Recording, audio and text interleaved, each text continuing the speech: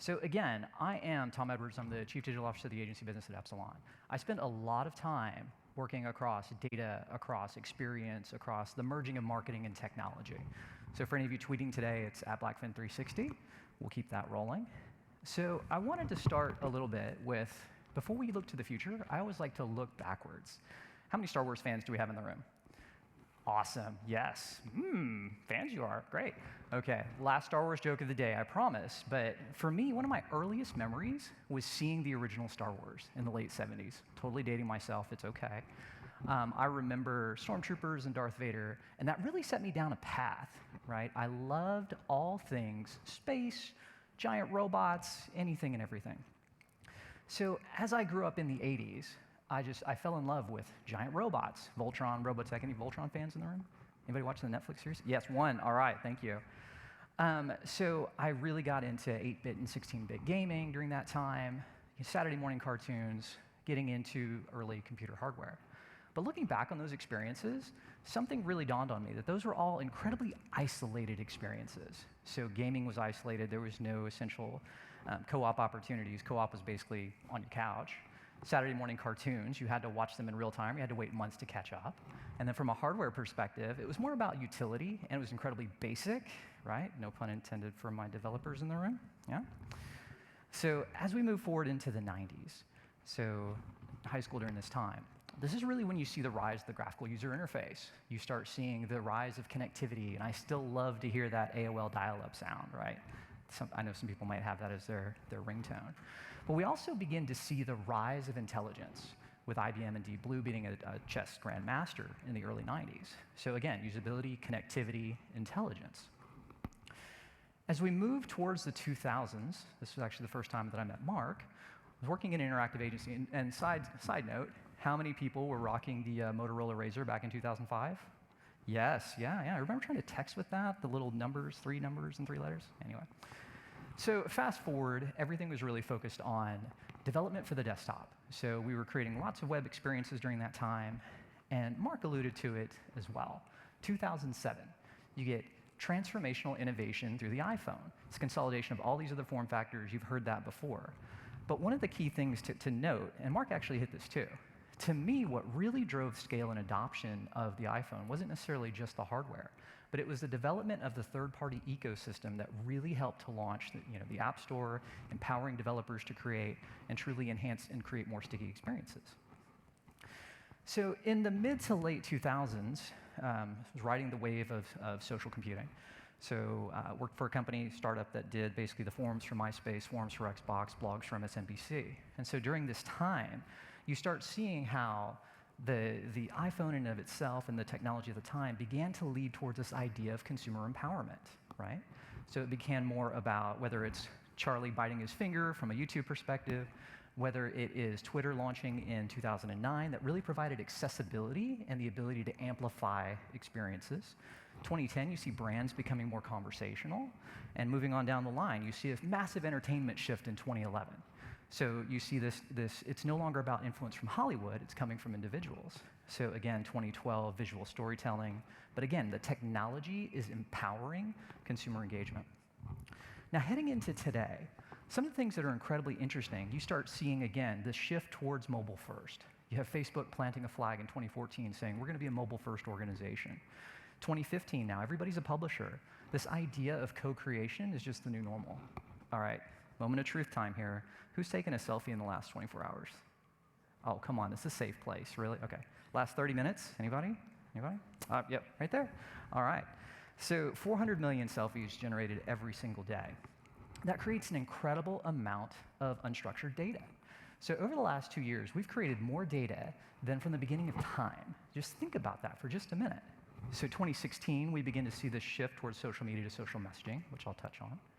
2017 has been all around the rise of conversational experiences, specifically voice-based experiences. So, but where are we going? You've seen this shift from desktop to mobile. You've seen the shift now in terms of the activation of voice-based experiences. So it's this whole idea of multimodal is going to become the new normal. Multimodal meaning desktop, mobile, voice, vision, touch. So what I actually see happening within 2018 is you're going to begin to see this rise of computer vision. that you're also going to see that aligned with virtual assistants, and that's going to create context around the environment. That's going to be one of the next evolutionary steps. Yesterday, with Apple unveiling the iPhone 10 and the iPhone 8, and specifically on the hardware side, that hardware is going to help advance augmented reality at scale, and I'll touch on that. That, to me, is really going to hit in 2019. And when I'm talking about augmented reality at scale, it's going to be AR combined with other facets, such as computer vision. The 2020s, we're going to see this shift towards ambient. So everybody's asking, I challenge my team all the time, give me an exact date when you think the mobile phone is just going to become another part of your environment and one singular node that interacts with the rest of an intelligent system. So that's something we talk about quite a bit. So I synthesize all of this into a framework that I call E-3. So what this actually is, I used to talk a lot about how disruption is the new normal. The past 10 years, that's been the primary message. But now, with the rise of intelligent systems, the amount of data that we have available, I see this more as exponential acceleration versus disruption. So it's less about new disruptive technologies coming around. It's more about the consolidation and bundling of these technologies that are going to help evolve experience here shortly. And what we're going to look at the rest of today, E-3 is really built on 3 primary territories. It's empower, enhance, and environment. So we've touched on some of those as we looked at how experience is evolving. Empower is all about technology that empowers consumers to own, create, democratize experience. Enhance is all about intelligent systems and how that's going to help drive new forms of experience. Environment is really about that, what is our ultimate reality going to be when we have all of these interconnected systems? So we're going to start with empower. Again, we've gone down this path, this timeline, looking at just over the last 10 to 15 years, how technology and hardware can basically help drive new forms of consumer behavior. When consumers are empowered, that creates new business models for us to either develop or create against either specific ecosystems or new problem sets. So when I think about empower, I start with video. You look at 74% of actual online traffic is video content. 55% of us watch a video every single day, but yet the experience has remained fairly the same since you initially saw that YouTube. YouTube just rebranded the logo, right? Go YouTube. But one of the things, again, it's about empowerment to the consumer. So what you're seeing here is an example from Sony. This is a nonlinear video execution. So there are 2 things happening here. One, you see those little blue PlayStations popping up. Those are contextual hotspots that essentially allow you to kind of control your experience as you're driving in. The second aspect is called branching, which essentially means that you're able to take, and it's almost like choose your own adventure. So again, giving consumers control, or at least the idea of control through nonlinear video, is incredibly important. Social messaging. So the shift from social media to social messaging, you saw in 2016 that social messaging applications actually surpassed traditional open social channels from a monthly active user perspective. And this is incredibly important. Social messaging represents something to the end user that feels safe. It's on demand for them. It can be real-time or asynchronous. They can essentially connect with friends, but also with brands. And so you're seeing this rapid focus on the development of on-demand ecosystems within messaging applications. YouTube even recently launched their own messaging functionality within their native application to try and create that sticky experience. Because people realize that moving forward, the way in which you're going to be connecting, it's more about enhancing within these individual ecosystems.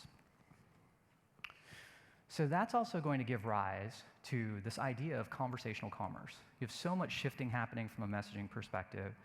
And what I mean by conversational commerce is simply being able to take and look at conversational data that's happening within messaging, proposing various products, or different types of e-commerce experiences that are more personalized, direct one-to-one.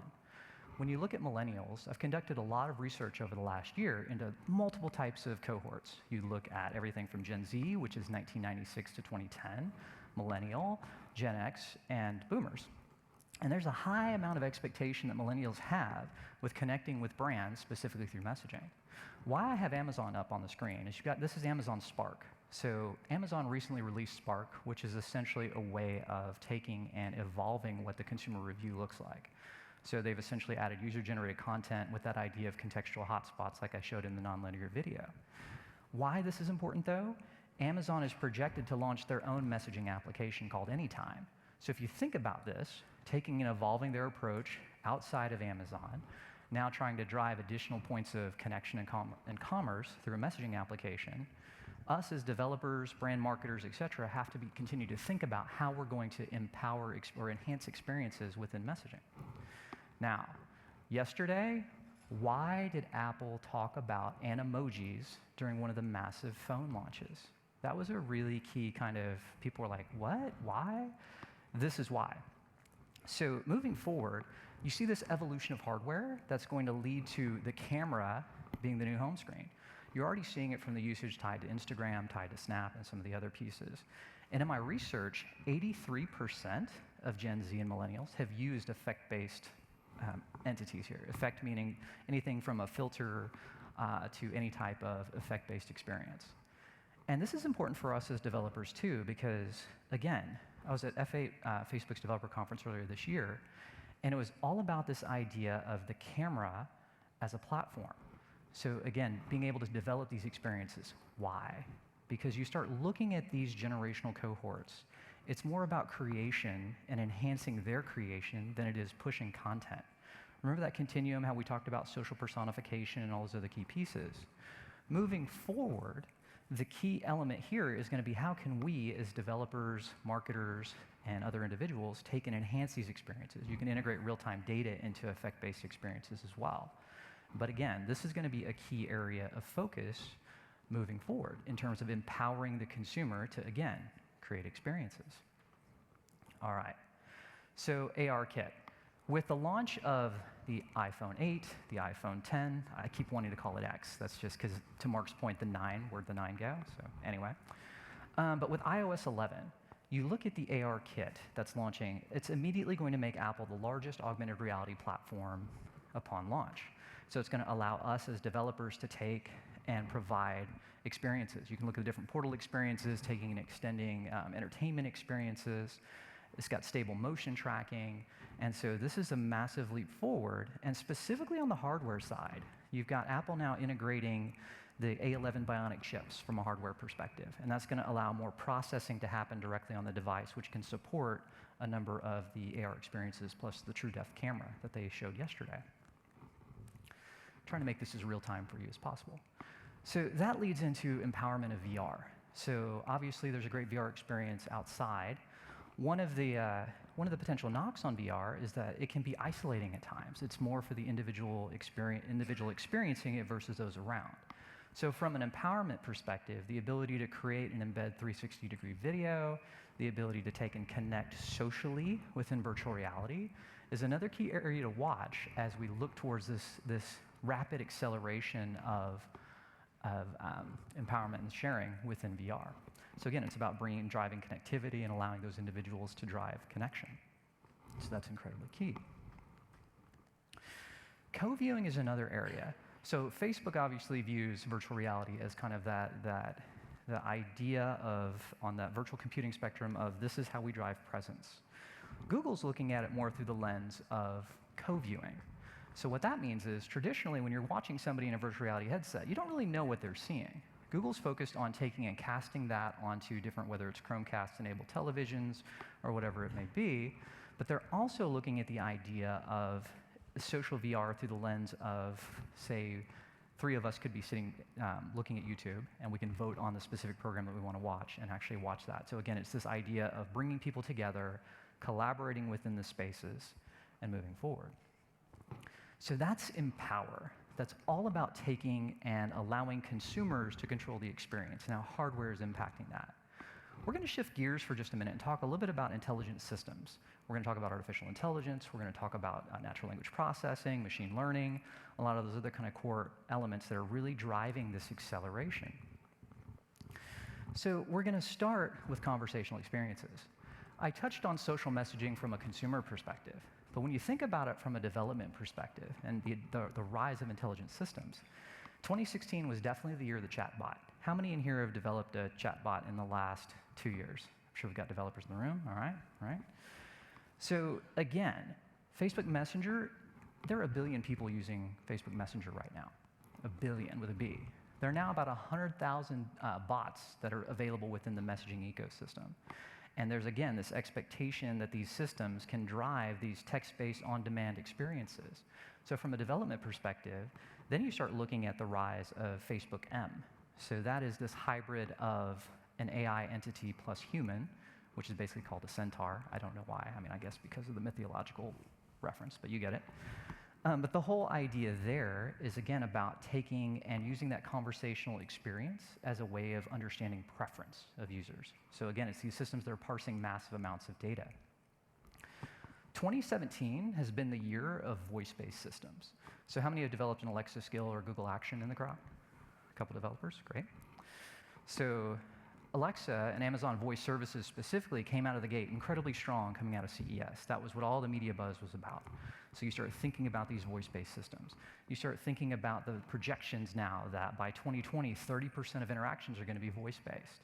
So again, it's this progression down this path of multimodal interface, right? You got desktop, mobile, voice is the first step, vision is going to be next, and touch is coming along the way as well. So you start looking at Alexa voice services. So I was a really early partner with the Amazon team, looking at and developing prototypes for the Alexa voice service. The thing that a lot of people don't realize is that it can extend well beyond utility. There are about 15,000 skills now, and a skill is essentially how you create an experience within Alexa. But what most people don't realize, there are about 35 million people using these devices right now in their home, and most people think about and associate Alexa through this idea of this home-based device. And Amazon owns about 70% of the footprint right now. But that's misleading. Because ultimately, where you're going to see scale is through the voice service. Because all you need is a Wi-Fi signal, a speaker, and the voice service to make any object intelligent. So you start thinking about that and how our environment's going to become more intelligent over time. And I know that Google's going to speak later today. This is where it gets incredibly interesting. So Google Assistant uses natural language processing, machine learning, and their knowledge graph to basically create this comprehensive ecosystem. Even though Google Home only represents about 23% of the actual install of voice-based products, you immediately have scale across 200 million devices. They're on iPhone, they're on Android, they're on Wear, Apple TV, and Auto. So you start thinking about the ecosystem, which means that we have to think differently about how to leverage these experiences. Because what's going to happen very soon, it's not just going to be about marketing to people, but it's also going to be marketing to algorithms. And what does that experience begin to look like? And this gives us kind of a preview into what those experiences look like. Within Assistant, you don't have to install or enable a skill like you do on Amazon. There's the ability to deep link directly into experiences directly within this experience. You can have a voice only or a voice plus text-based experience here.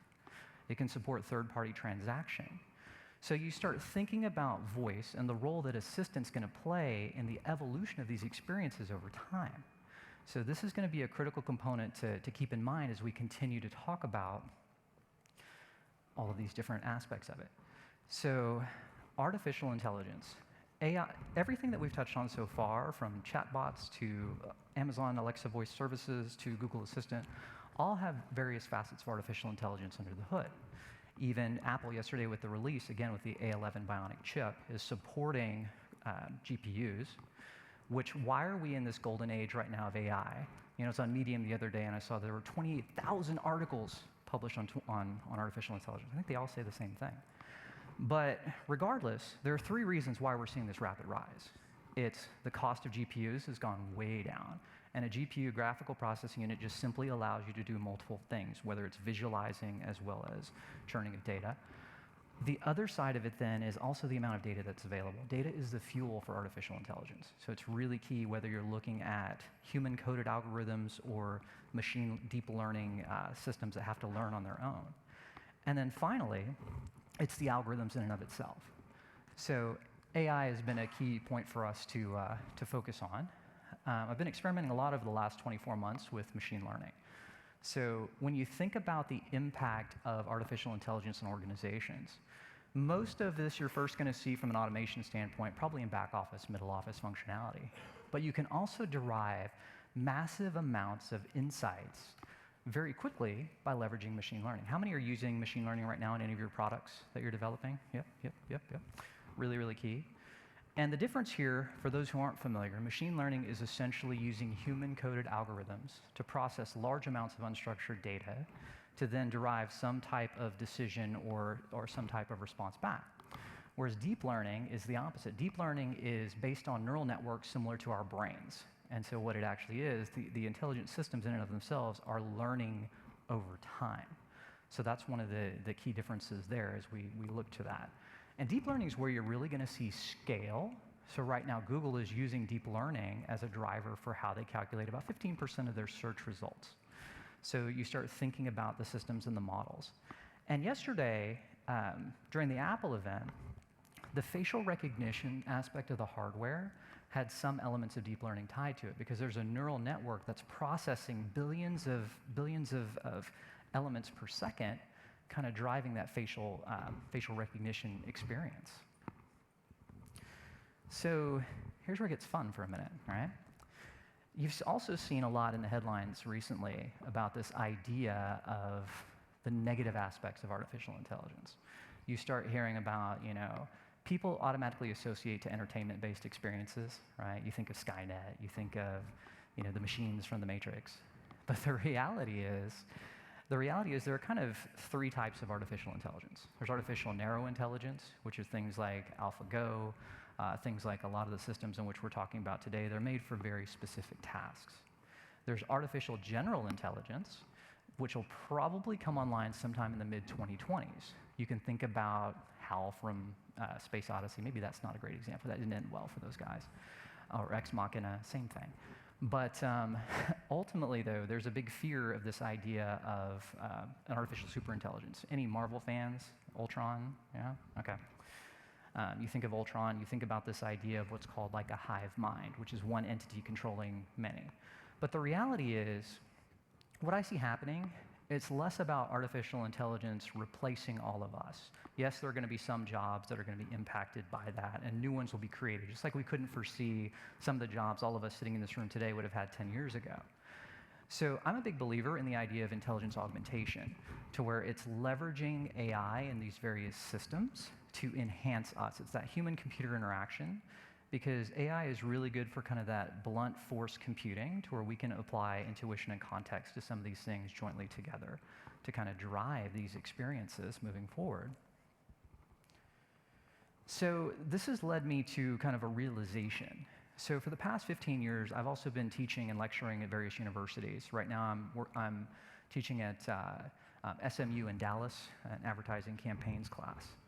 And so many of the beginning introductory courses are based on this idea of the principles of marketing, right? Which is the 4 Ps, product, price, place, promotion. It's kind of a foundation for how you create campaigns and connect with consumers. Through intelligent systems, I see kind of a new 4 Ps that are either additive to that or could potentially replace it. And that's psychographics, that's predictive, that's proxy, and that's pervasive.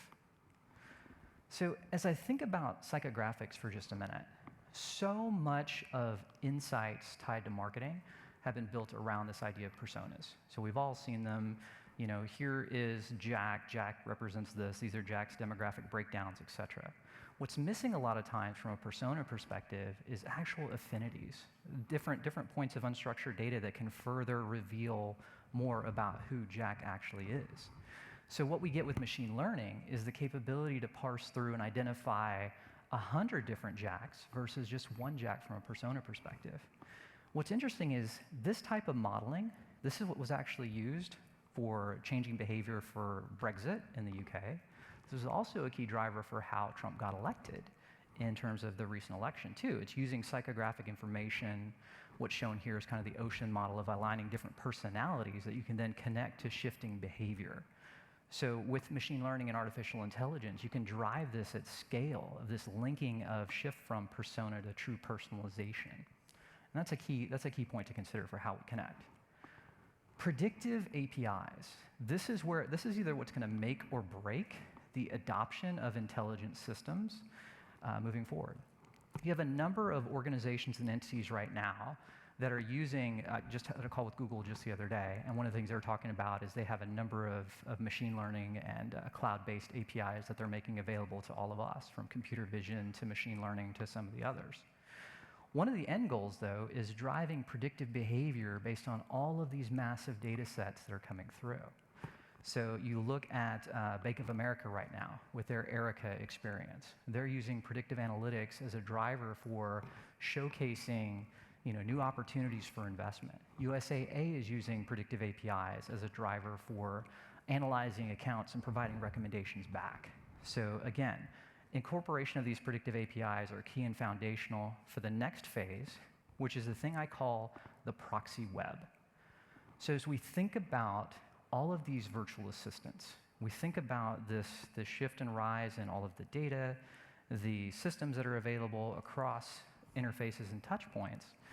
We start thinking about there are certain tasks that we're going to begin to offload to these intelligent assistants very soon. Things like scheduling, things like basic menial tasks that we do on a regular basis. What's ultimately going to end up happening is you will essentially have an agent or a proxy that represents you and also then connects with your friends. So you're going to have these interactions that are going to be happening off to the side that are going to drive and determine certain aspects of your behavior. So when you think about this, you start thinking about, okay, now we're seeing this idea of just everything becoming pervasive. The rise of all of these interconnected systems, the rise of the proxies and agents on our behalf, predictive APIs driving and predicting different experiences. So what's going to end up happening is we're going to end up in this idea that fundamentally shifts and changes our view of marketing and connection with consumers to this idea of system-based marketing. So we're not only going to have to worry about how do we reach and connect consumers and create experiences that enhance them, we're also going to have to take and consider how are we going to market to an algorithm that doesn't feel, that doesn't evoke through emotion. So again, things like Google Assistant and building within these existing ecosystems and owning and controlling an experience within them is incredibly important for your strategies moving forward from a product perspective. So what does all of this mean then for mobile? I'd mentioned before that I challenge my team constantly about when are we going to reach a point to where the mobile device in and of itself becomes a part of just our everyday life versus the only portal and entry point. And so what I actually see happening is this shift to service. So what I mean by that is you're going to have these artificial intelligence-driven virtual assistants that are going to begin to aggregate experiences. So what will end up happening is, and Google actually has an experimental operating system called Fuchsia. It's card-based, and what it actually does is it says, ask me anything. I envision a time very quickly to where you're going to open up your virtual assistant, you're going to ask for something, and it's going to aggregate all of these other various elements into an experience that's tailored for you. So it's going to be less about, because if you think about it, the Apple App Store hasn't fundamentally changed since launch. You still have hundreds of applications on your device, but you use maybe 10 of them. What's actually going to end up happening, and I know Branch does a great job of this in terms of the collection and aggregation of all of these different applications, but I see a time very quickly over the next probably 5 years to where you have to start thinking about experiences through the lens of intelligent systems, the role that it plays, and how it's all going to shift and come together.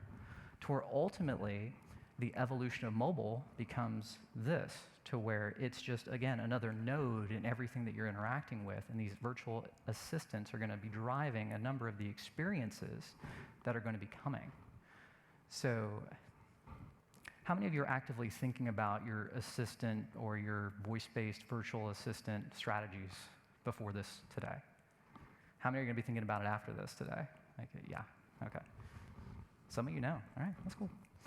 All right, the third and final piece of this whole idea of this exponential acceleration is the role the environment is going to play.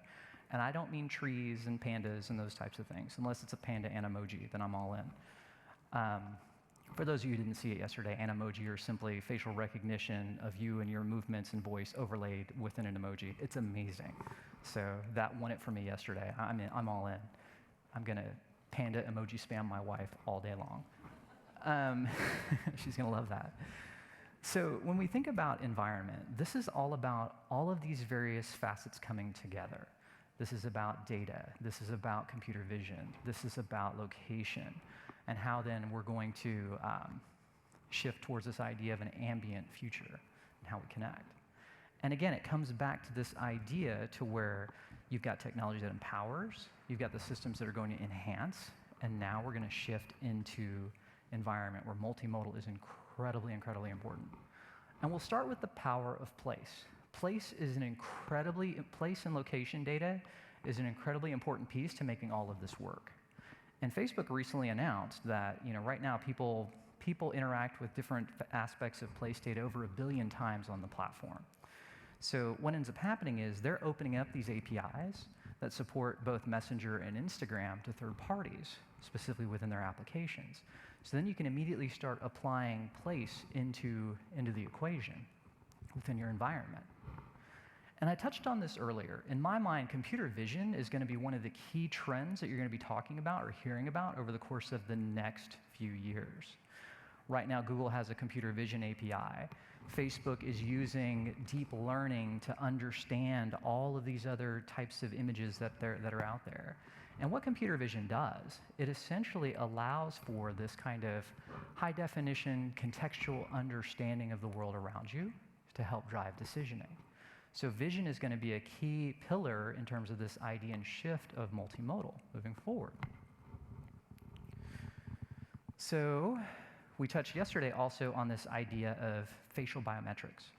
So facial biometrics tied to kind of the Animoji and that whole type of piece there. But you look at the intelligent systems and the processing. This is going to be important for the replication of you inside of virtual worlds. So I'll touch on facial biometrics again shortly. But ultimately, where I see all of this going, and you could probably see this coming, it's the alignment of location data, it's the alignment of virtual assistants, and the alignment of computer vision. So Google launched one of the products that I was incredibly enamored with at Google I/O, which is their developer conference, and that was Google Lenses. And this is their first opportunity to take and derive not only computer vision, but also mapping experience into this as well. So this is really key, because you look at, going back to my research, a number of millennials and Gen Z and others want to use their phone as a lens to the world and connect and understand context within their environment. So by enabling this type of functionality, you can immediately see the application of location. You can then overlay identification of a territory, but then creation of experiences over time. What ends up happening then is you can also begin to drive situational awareness around your environment. And this is incredibly key, because pretty soon, if you take this idea of location plus computer vision plus virtual assistant, then you can begin to derive an understanding of the environment and how you can interact, and it navigates you through it versus you using your environment, the technology to guide you. So you've got computer vision, you have location, you have virtual assistants. Now you begin overlaying the idea or the construct of mixed reality into the equation. So mixed reality is a little bit different than augmented reality because you can spatially interact with the elements here. And what's incredibly interesting is that my research showed that a number of millennials actually are very open to wearing headsets, which was surprising. Not necessarily implants, maybe one too many Black Mirror episodes, I don't know, but they're okay with glasses. So as you start thinking about this all leads us down this path towards the idea of synthetic reality. So thinking about this evolution of experience to where our everyday life, it's not going to be as crazy as this, hopefully, but the whole idea is there's context around everything that we do. There is, there's a lot going on there. There is the ability to drive, decisioning. There's the ability to interact with your world. There's the ability to kind of gamify your world and almost escape in certain ways. But this, to me, is something that we as creators of technology and students of technology and experience have to be considering. So it's the evolution of experience beyond just maybe a mobile application, now being projected out into the real world. The hardware is driving this evolution for us.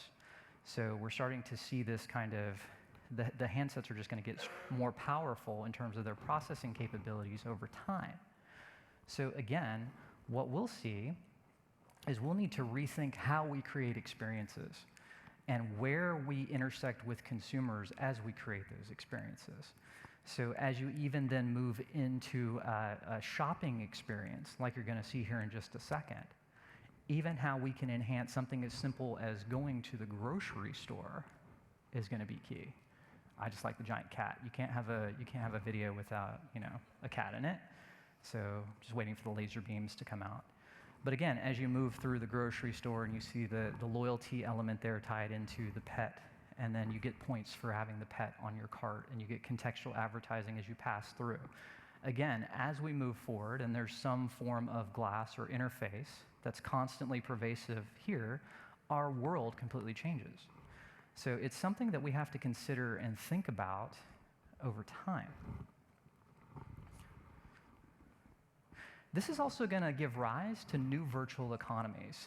And looking back on my education, if I would have gone to law school, I would immediately be thinking right now about digital rights management. You think about within an existing environment and the control of the space and the positioning and the messaging of all of that, that's a whole gold mine for another discussion. But what's going to end up happening is, now you're going to see the rise of new virtual economies. And I'm not talking about Bitcoin or Ethereum. I think even though Bitcoin is like $4,000 coin today. But as you start thinking about this, so this is an example of an organization called Demarketed. They're using blockchain and basically smart contracts to pull together and aggregate virtual goods across gaming properties. And you can immediately begin to see the application in this new reality, to where, again, Mark Zuckerberg mentioned this. Maybe the future there's going to be, you pay $1 for a television experience within an augmented reality or virtual reality experience. So we have to think about new ways in which we're going to create value within this kind of idea of synthetic reality. And this ultimately leads us to this point of, again, we're at an inflection point towards this idea of this acceleration of experience. We've discussed technologies that empower consumers. We've talked about how technology can enhance our lives through intelligent systems. And we talked about potentially how it's all going to aggregate and come together to redefine our reality over time. So at this point in time, I wanted to stop for a minute and see if there are any specific questions.